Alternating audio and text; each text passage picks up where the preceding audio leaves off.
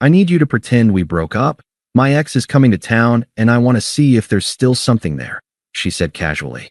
I said, okay, and walked out. Permanently.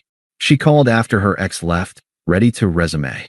I said, we're not pretending anymore, and hung up. Hey viewers, before we move on to the video, please make sure to subscribe to the channel and hit the like button if you want to see more stories like this. Thanks. The air in our apartment didn't feel different that Tuesday. The smell of the garlic chicken I'd just made still hung in the kitchen. My girlfriend, Sarah, sat across from me at the small IKEA dining table we'd built together 3 years ago. She was pushing a piece of broccoli around her plate, her eyes fixed on the grain of the wood. We'd been together for 3 years. Lived together for 2. I was 28, she was 26. I thought we were solid. I was saving for a ring, a classic solitaire she'd pointed out once when we walked past a jeweler's window. I had a spreadsheet for our finances, a plan for a down payment on a house, a vision of us growing old and boring together. I was an idiot. Mark is coming to town, she said. She didn't look up. She just dropped the sentence onto the table like a dead bird. I paused, my fork halfway to my mouth. Mark. The ex. The one who got away from college. The guy who played bass in a band that never went anywhere, who treated her like an option, and who she'd cried over for months before we met. I knew the name well. I'd spent the first 6 months of our relationship helping her sweep up the emotional debris he'd left behind. Okay, I said, keeping my voice even. Is he passing through? He's here for a week, she said. Finally, she looked up. Her eyes weren't guilty. They were bright. Excited. Nervous in the way you get before a big interview or a first date. That knot in my stomach tightened. He messaged me on Instagram. He wants to see me. And she took a breath, the kind people take before they dive underwater. I want to see him too, Dave. I need to see him. I put my fork down. The metal clinked loudly against the ceramic. You need to see him? What does that mean, Sarah? Coffee. Lunch. I don't know, she said, and the speed of her answer told me she knew exactly what it meant. That's the problem. I don't know. We never really had closure. It just ended. And now we've been together for 3 years, and things are good. You're great. You're safe. Safe. The word felt like a slap. Safe is what you call a Volvo, not the man you love. But I always wonder, she continued, gaining momentum now, her hands fluttering. I wonder what if. It's not fair to you, and it's not fair to me to have this ghost hanging over us. I need to know if there's still a spark. I need to get it out of my system so I can commit to you fully. I need to be sure. I stared at her. The audacity was so physical it almost had mass. Let me get this straight, I said, my voice dangerously calm. You want to pause our relationship for a week to test drive your ex-boyfriend. If the sex is good, you leave me. If he's a loser or dumps you again, you come back to safety. Is that the pitch? Don't make it sound so ugly, she snapped, her face flushing. It's not a test drive. It's closure. I need to know if we're meant to be. She reached across the table, trying to take my hand. I pulled back. I need you to do this for me, she said, her voice dropping to a whisper. If you love me, you'll let me figure this out. But I can't do it if you're here. It would be weird. I need you to go stay at your brother's place for the week. Or a hotel. Just give me the apartment until Sunday. Let me have this week to figure out my life. When you come back, I'll know. And I promise, Dave, I'm 99% sure I'll choose you. 99%. She was kicking me out of my own home, the apartment where my name was on the lease, where I paid 60% of the rent, so she could play house with the guy who broke her heart. She wanted me to vacate the premises so she wouldn't have to feel the guilt of seeing my toothbrush while she cheated on me. I looked at her, really looked at her. I saw the entitlement in her jawline, the selfishness in her eyes, the absolute, breathtaking disrespect of asking me to subsidize her affair with my absence. In that moment, the love didn't just fade. It was incinerated. It turned to ash instantly, replaced by a cold, hard clarity. If I argued, I looked weak. If I begged, I looked pathetic. If I yelled, I was the controlling boyfriend. She wanted a reaction. She wanted me to fight for her, to prove I cared more than he did. She wanted to be the prize 2 men were competing for. I decided right then that I wasn't going to compete. I was going to disqualify myself. I stood up and picked up my plate. I walked to the trash can and scraped the chicken and broccoli into the bin. Okay, I said. Sarah blinked, stunned. Okay. Yeah. Okay. I turned to face her, my face a mask of absolute indifference. If you need to figure it out, figure it out. I'll go pack a bag. Really? A smile broke across her face, relief mixed with a little disappointment that I wasn't fighting harder. You understand? Oh my God. Thank you, Dave. You're so mature. Most guys wouldn't get it. I get it perfectly, I said. I walked into the bedroom and pulled my large suitcase from the top of the closet. Just a week's worth of stuff, she called out from the living room. You don't need to pack everything. I know, I muttered. I opened the suitcase. I didn't pack clothes first. I went to the small safe in the back of the closet. I took out my passport, my birth certificate, my social security card, and the spare key to my car. I put them in the mesh lining. Then I went to the dresser. I took my grandfather's watch, my expensive noise-canceling headphones, the hard drive with all my photos and work backups. I packed my suits, my good shoes. I left the t-shirts, the old jeans, the things that were easily replaced. I moved methodically, like a machine. I felt nothing. No sadness. Just a tactical need to extract my value from a depreciating asset. Sarah appeared in the doorway, leaning against the frame. She looked almost giddy. Mark lands in 2 hours. I was thinking of picking him up. You should, I said, zipping the suitcase. It was heavy. Don't want to keep him waiting. I hoisted the bag off the bed. I looked around the room. The photos of us on the dresser. The bed we bought together. It all looked like a set on a TV show that had just been canceled. I walked past her into the hallway. Where will you stay? She asked, following me. I'll figure it out, I said. I stopped at the front door. Dave, she said, reaching for my arm again. Thank you. I know this is weird, but when you come back on Sunday, we're going to be so much stronger. I just know it. She leaned in to kiss me. I turned my head slightly, so her lips landed on my cheek. It felt cold. Here, I said. I fished my house key out of my pocket and dropped it into her hand. She looked at the key, confused. You can keep your key, silly. You're coming back. You might need the spare, I said, in case Mark loses his. I opened the door and walked out into the cool evening air. I didn't look back. I didn't slam the door. I just closed it with a soft click. I walked down the 3 flights of stairs to the street, the suitcase wheels thumping a steady rhythm. Thump, thump, thump. I got in my car, threw the suitcase in the trunk, and got into the driver's seat.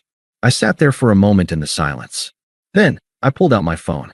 I opened my banking app and transferred half of our joint savings, my exact contribution plus interest, into my personal checking account. Then I opened my contacts. I scrolled to Sarah. I hit block caller. I opened WhatsApp. Block. Instagram. Block.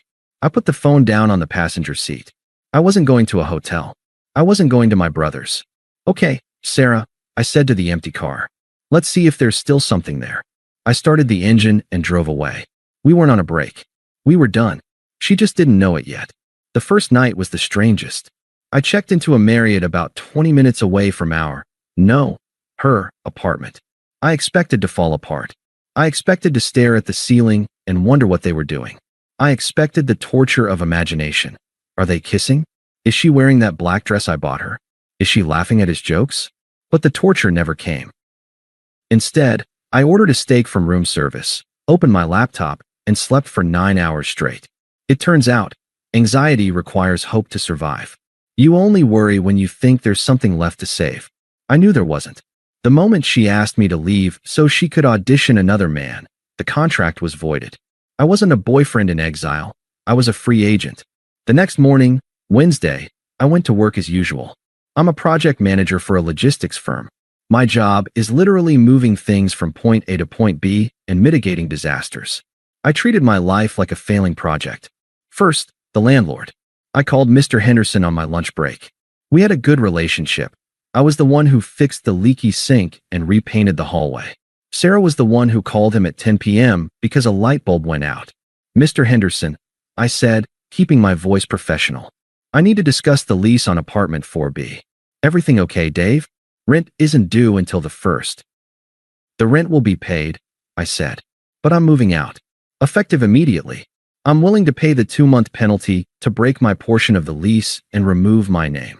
There was a pause. Is Sarah leaving too? No, I said. Sarah is staying. She wants the place to herself. I'm assuming she'll be taking over the full lease. I just want to ensure my credit is clear and my liability is 0. I see, he said, his tone shifting. He knew Sarah's job.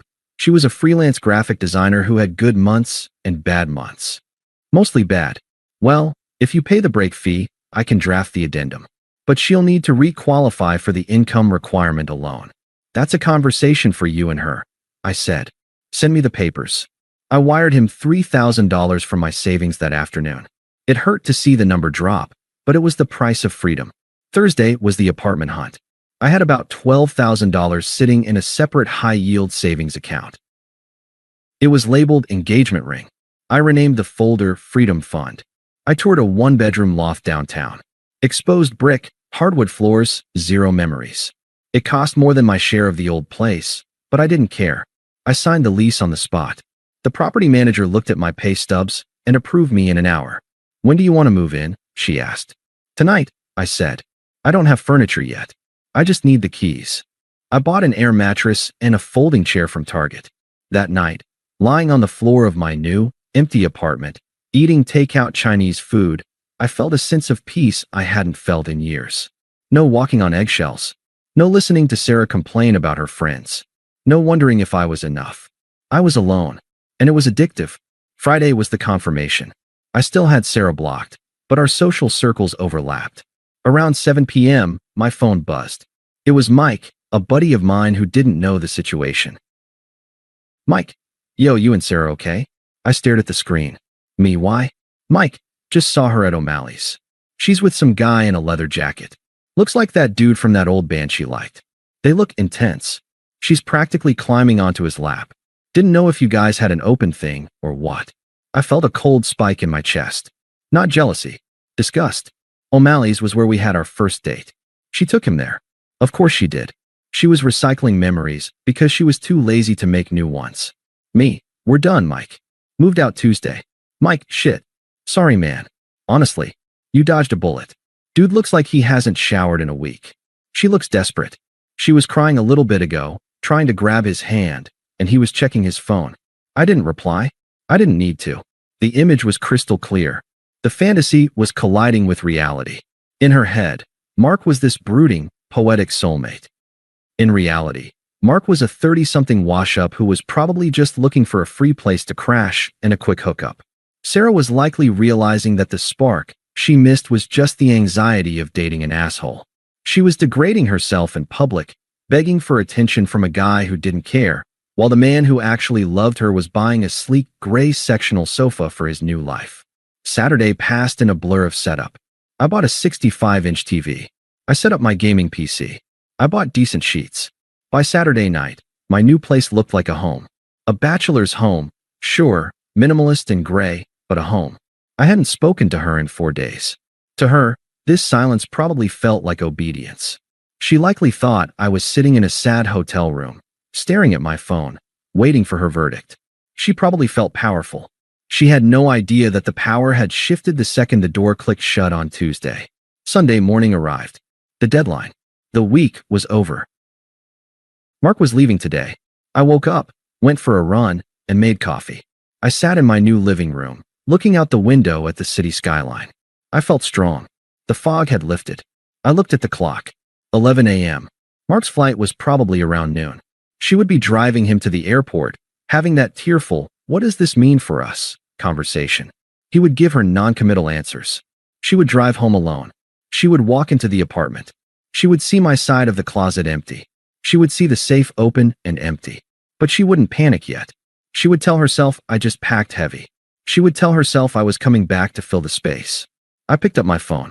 My thumb hovered over her name in the contact list. I unblocked her. I didn't call. I didn't text. I just set the phone on the coffee table and waited. At 1:14 p.m., the phone lit up. Incoming call. Sarah. I watched it ring. 1, 2, 3. I picked it up and pressed it to my ear. I didn't say hello. I just breathed. Dave. Her voice was breathless. Shaky. But she was trying to sound upbeat. Hey baby. Are you there? I'm here, I said. My voice sounded deeper than usual. Calm. Oh. Thank God. She let out a laugh that sounded like a sob. I missed you so much. This week. God, Dave, this week was a nightmare. I leaned back on my new sofa, resting my feet on the coffee table. Was it? Yes, she said, rushing the words out. You were right. You were totally right. Mark, he's not who I thought he was. He's immature and selfish, and honestly, he smells like cigarettes and cheap beer. I spent the whole time wishing it was you. She paused, waiting for me to comfort her, waiting for me to say, I told you so, but I forgive you. I realized something, she continued, her voice dropping to that intimate register she used when she wanted something. I realized that what we have is real. He was just a fantasy. But you're my reality. I choose you, Dave. I choose us. You choose me. I repeated flatly. Yes, I know I hurt you, and I'm so sorry, but I needed to do this to be sure. And now I'm sure. Can you come home? I'm making that lasagna you like. I want to forget this ever happened. Just come home, babe. I looked around my new apartment. The sunlight hitting the floor. The silence. The dignity. I can't do that, Sarah, I said. What? Why? You're still at your brother's, right? Just drive over. I'll make it up to you. I promise. I'm not at my brother's, I said. And I'm not at a hotel. Where are you? Her voice hitched. A tiny thread of panic woven in. I'm at home, I said. My home. I don't understand. I'm at home. You're not here. No. I corrected her. You are at your apartment. I am at my apartment. Silence on the line. Thick, heavy silence. Dave, what are you talking about? You asked for a breakup, Sarah. I said, my voice ice cold. You asked me to move out so you could fuck your ex-boyfriend. You called it a pause. You called it closure. I called it the end. No, she shrieked. It wasn't a question anymore. It was just for the week. We agreed. You said okay. I said okay to the breakup. I said. I moved out on Tuesday. I signed a new lease on Thursday. I'm not coming back, Sarah. Not today. Not ever. You can't do this, she screamed. I could hear the desperation clawing at her throat. You can't just leave. We live together. The rent. My life. The rent is paid for this month, I said. I spoke to Mr. Henderson. I paid the penalty to break my lease. As of the 1st of next month, the apartment is entirely yours. You chose Mark for the week. You can have the apartment for the rest of your life. I hope you two were worth it. He's gone, she was sobbing now, ugly, heaving sobs. He left. He didn't even say goodbye properly. I have no one, Dave. You can't leave me alone. We're not pretending anymore, Sarah, I said. You wanted to see if there was something still there? Well, look around the apartment. Look at the empty closet. Look at the empty safe. There's nothing there. Dave, please. I love you. Don't hang up. Goodbye, Sarah. I tapped the red button. Then, I tapped block. I sat there for a moment, listening to the silence of the room. It was the best sound I had ever heard. I stood up, walked to the fridge, and cracked open a beer. I took a long sip. Then, the doorbell rang. I frowned. Nobody knew where I lived yet. I walked to the door and looked through the peephole. It wasn't Sarah. It was a delivery guy with a pizza. Right. I'd ordered that. I opened the door, paid the guy, and took the box. Have a good night, man, the driver said. I smiled. A real, genuine smile. I definitely will. But of course, karma isn't done just because you hang up the phone. The unraveling was just beginning. And I had a front row seat, even from a distance. The silence following that phone call was the most expensive thing I'd ever bought, and it was worth every penny of the $3,000 lease break fee. But in the age of social media and mutual friends, you can never truly vanish. You just change your viewing angle. I became a spectator to the car crash I had stepped out of. It started on Tuesday, 2 days after the breakup. I was at work, reviewing shipping manifests, when my phone buzzed. It was Mike again. Mike, dude, you need to see this. He sent a screenshot of a Facebook status from Sarah. It was a wall of text. Some men are cowards who run away at the first sign of difficulty. A real man fights for his relationship. A real man understands that confusion is part of love. Abandoning your partner when they are vulnerable is the lowest form of betrayal. Hashtag heartbroken, hashtag fake love. I laughed out loud. My coworker, Jen, looked over from her cubicle. Good news. Great news, I said. The trash is taking itself out. She was spinning the narrative. She was trying to paint me as the villain who abandoned her, conveniently leaving out the part where she evicted me to host a sex week with her ex-boyfriend. I didn't comment. I didn't defend myself. I knew the truth, and more importantly, our friends knew me. They knew I wasn't impulsive. If I left, there was a reason. Wednesday brought the financial reality check. I received an email from our shared utility account. Payment failed, Insufficient funds.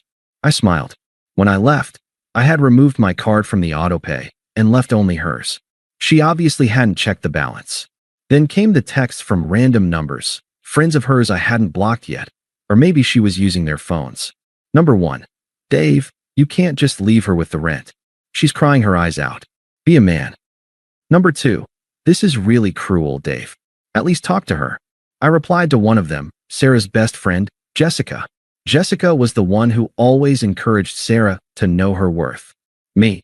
Jessica, she asked me to move out for a week so she could sleep with her ex-boyfriend Mark. She called it a trial run. I just made the move permanent. If you think she's a victim, feel free to pay her rent. I never got a reply from Jessica, but I heard through the grapevine that the poor Sarah narrative died pretty quickly after that. Friday night, 5 days post-breakup, was the implosion.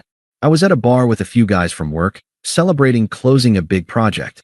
I was 3 beers in, feeling light and easy. Then I saw him. Mark, the ex. He was at the bar, ordering a shot. He looked rougher than his Instagram photos. Leather jacket scuffed, hair greasy, looking around the room like he owed someone money. I felt a surge of adrenaline. I should have been angry. I should have wanted to punch him. But looking at him, this sloppy, aging hipster who looked like he smelled of stale tobacco, I just felt pity. This was the competition? This was the guy she blew up her life for? He didn't know who I was. Why would he? I was just the safety net. I walked up to the bar next to him. Tough week, I asked, signaling the bartender for another round. Mark looked at me, bleary-eyed. You have no idea, man. Bitches are crazy in this town. I raised an eyebrow. Oh yeah. He scoffed, knocking back his whiskey. Came here to visit an old flame. Thought we'd have a good time. Maybe hook up for old time's sake. Chick went full psycho. Day 2, she's talking about marriage. Day 3, she's crying because I didn't want to watch The Notebook or whatever. I dipped out early. Been crashing on a buddy's couch since Wednesday. I fought to keep my expression neutral. She sounds intense. Intense. She's delusional, Mark laughed. She kicked her boyfriend out for the week just to have me over. Like, literally sent the dude packing. I told her, babe, if you do that to him, you'll do it to me. No loyalty. I can't respect that. The irony was so rich it tasted like expensive chocolate. Even the scumbag homewrecker had higher standards than Sarah. Sounds like you dodged a bullet, I said, clinking my glass against his empty one. Bullet? I dodged a nuke, he muttered. Heading back to Portland tomorrow. Good riddance. I finished my drink, paid my tab, and left a generous tip. Safe flight, Mark. I walked out of that bar feeling like I was floating. I had the confirmation. He didn't even like her. She destroyed everything for a guy who called her delusional to a stranger at a bar. The next week, the silence from Sarah stopped, and the desperation began.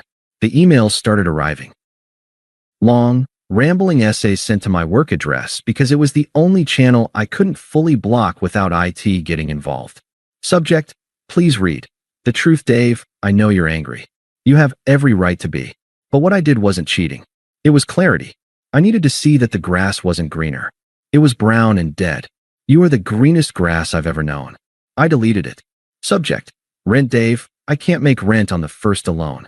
Mr. Henderson says I have to reapply or get a roommate. Please, just pay half for this month. We were partners. Doesn't that mean anything? I forwarded it to my spam folder. Then, 2 weeks later, the final encounter. The optional twist that life gifted me. I was at a coffee shop downtown, the nice one near my new apartment. I was sitting with a woman named Elena. We had met on a dating app a few days prior. It was our first date. It was going well. She was funny, an architect, sharp as a tack. The door chimed. I looked up. Sarah walked in. She looked terrible. She wasn't wearing makeup. Her hair was in a messy bun, but not the cute, messy bun style. The I haven't washed this in 3 days style. She was wearing sweatpants. She was holding a stack of flyers. Roommate wanted. She walked to the community board near the counter to pin one up. She turned. Our eyes locked. Time froze. I saw the recognition hit her like a physical blow. She saw me. She saw the clean shave, the fresh haircut, the nice shirt. She saw Elena laughing at something I'd just said, her hand resting lightly on my arm. Sarah's mouth opened. She took a step toward us. Dave, she croaked. The cafe was quiet enough that Elena heard it. She looked up, then at me. Friend of yours? I looked at Sarah. I looked at the dark circles under her eyes. I looked at the flyer in her hand that screamed desperation. I remembered the way she looked at the dinner table when she told me I was safe, boring, and temporary. I looked back at Elena. No, I said calmly. I don't know her. I turned my back on Sarah and took a sip of my coffee. Behind me, I heard a gasp, then a silence that stretched for eternity. Then the sound of paper crumpling. The door chimed again. When I looked back a minute later, she was gone. The flyer was on the floor, trampled by the line of customers waiting for their lattes. I never heard from her again. 6 months later, a mutual friend told me she had to move back in with her parents in Ohio. She defaulted on the lease. Her credit was tanked. Mark had blocked her. Me? I got promoted. I traveled to Japan. I kept seeing Elena. I never did get closure in the traditional sense. No long conversation. No weeping apology. But I realized I didn't need it. Closure is a scam. It's a way for the guilty to feel better and the victim to stay trapped. The best revenge isn't a speech. It isn't a confrontation. It's being happy. It's being successful. And it's the look on her face when she realizes that while she was busy testing the waters, you simply walked out of the ocean and dried off. She wanted to see if there was something still there. She got her answer. There was nothing. Absolutely nothing at all. Thanks for watching. Make sure to subscribe to the channel and hit the like button. What do you think about this story? Share it in the comments.